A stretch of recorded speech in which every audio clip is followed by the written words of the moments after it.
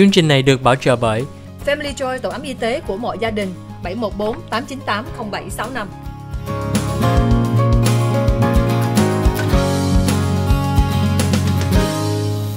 Hi, welcome to the OC Health and Education Show on Little Saigon TV.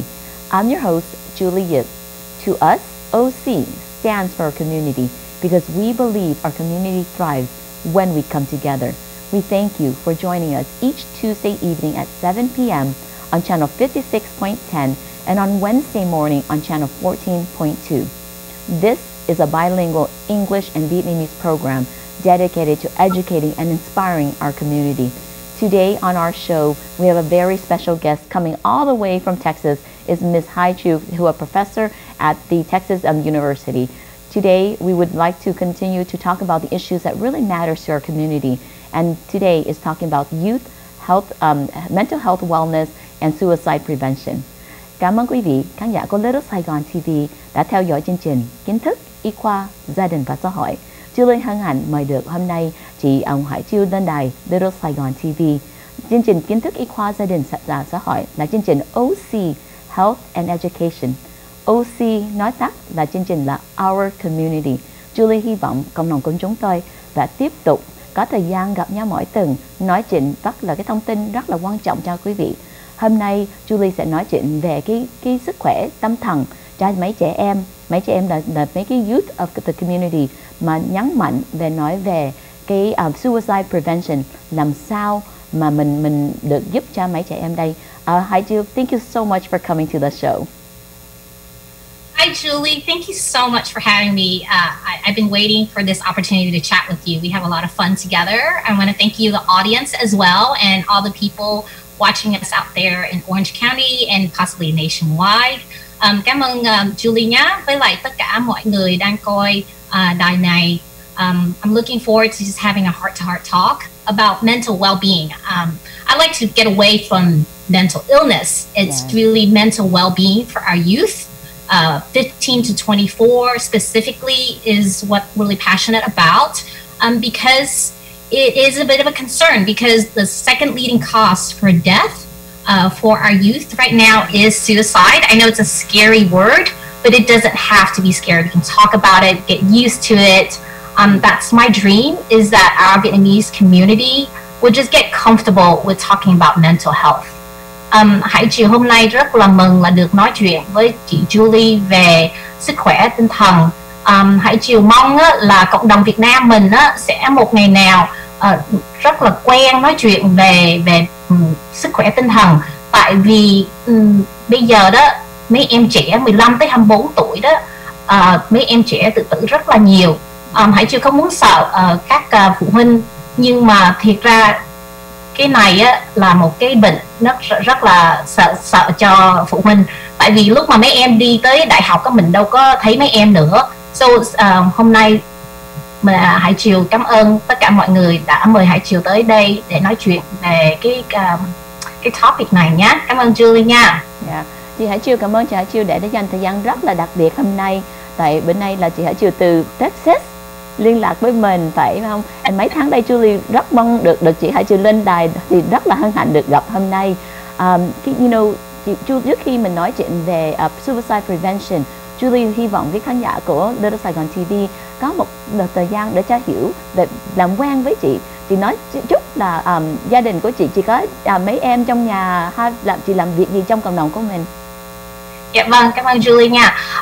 So I'm 48. I'm a mom of 3. One just went off to college in DC. I have 2 at home, a 16 and a 12-year-old. So I'm right there in the trenches with you guys. But I've always been working with young adults. I've been a scout leader over 30 years. Liên đoàn Hướng đạo La Vang here in Houston is my second family. I've met quite a few Linh đoàn in California just from the international camp. So that's a big identity to HaiTrieu, is being a scout leader. And then secondly, I have been teaching at Sam Houston State University. I won a 6 years grant dealing with mental well-being. The Hawk Foundation from University of Texas really want to get away from just talking about mental illness, but we want to just promote mental well-being, keeping the kids sound, mentally sound, right? What can we do in the community to keep them mentally healthy and sound? What else? Let's see. I love HaiTrieu nói thêm về cho người Việt Nam, khán giả Việt Nam của mình biết á, là chị HaiTrieu là trước nhất là người mẹ có 3 đứa em, mà cũng là một giáo viên cho cái trường San Houston, phải không? Và trong cái grant đó là cái gì đặc biệt chị? Dạ, cảm ơn Julie nha.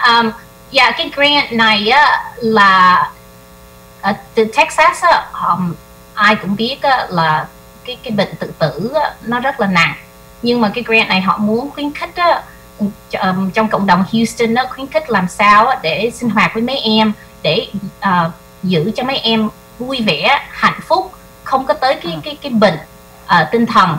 Tại vì lúc mà em hướng đạo sinh nào hay em trẻ nào bắt đầu bị bệnh tinh thần rồi, không có đủ tiền mà giúp mấy em, thì thà họ bỏ cái tiền it's a pretty big grant, rất là lớn, để mà giữ cho mấy em khỏe mạnh.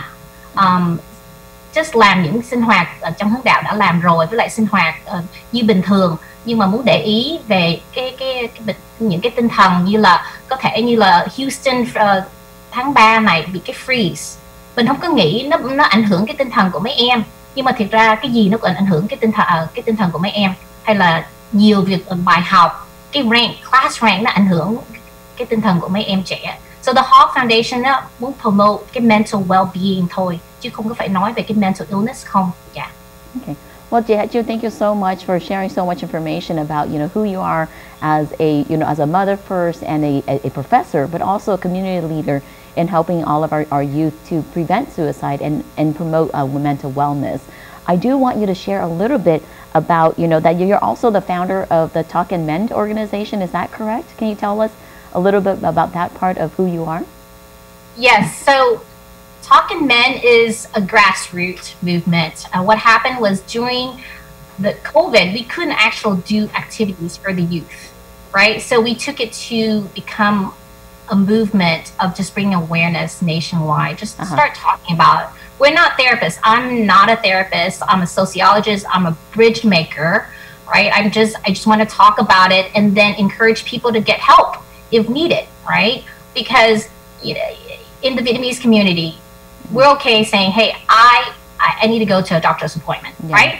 But nobody's willing to say, hey, I gotta leave, I have a therapist appointment. That's the kind of comfort that I want to get to, is, hey, it's okay to say I'm struggling, right? COVID brought that out of all of us. So TALKandMEND, it's like the name, talk, and then hopefully we'll mend from it. Make it just a normal daily thing. That's my dream and hope, is that mental health doesn't have to be a stigma and a taboo. Cảm ơn chị HaiTrieu chia sẻ về cái chương trình của TALKandMEND. Thưa quý vị khán giả của Little Saigon TV, hôm nay Julie hân hạnh có thời gian nói chuyện với chị HaiTrieu về cái chương trình của TALKandMEND. Chị có người là sáng lập ra cái chương trình đây á, là chú ý là giúp cho cộng đồng của mình, để cho mấy trẻ em, đặc biệt để cho giữ sức khỏe tâm thần. Nếu quý vị muốn hiểu thêm về thông tin về cái TALKandMEND về chị HaiTrieu đó, xin lên cái mạng website đó là TALKandMEND.org. Một lần nữa là Talk là TALKandMEND.org. Cảm ơn quý vị hôm nay có thời gian nói chuyện với chị HaiTrieu. Chị HaiTrieu, being a person that has children who are teenagers and young, one child that you said is going to college.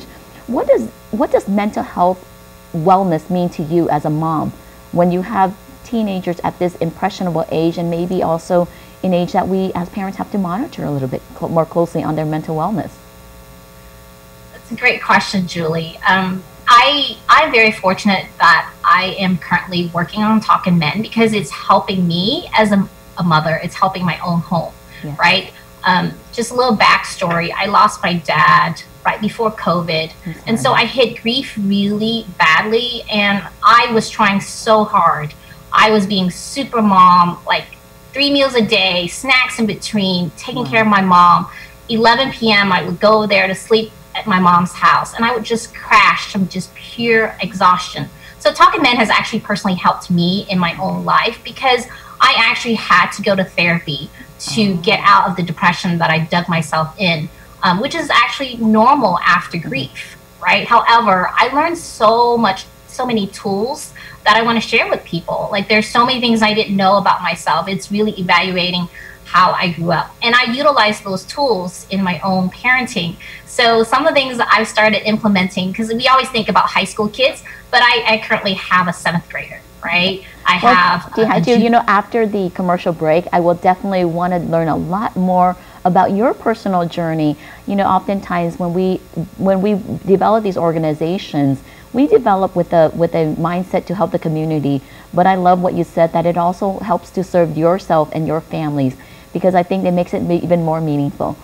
Cảm ơn quý vị khán giả của Little Saigon TV đã theo dõi chương trình Kiến thức y khoa gia đình và xã hội. Hôm nay Julie có thời gian nói chuyện với chị Nguyễn Thị HaiTrieu về cái sức khỏe tâm thần cho 100 trẻ em. Sau vòng quảng cáo chúng tôi sẽ tiếp tục nói chuyện với chị HaiTrieu.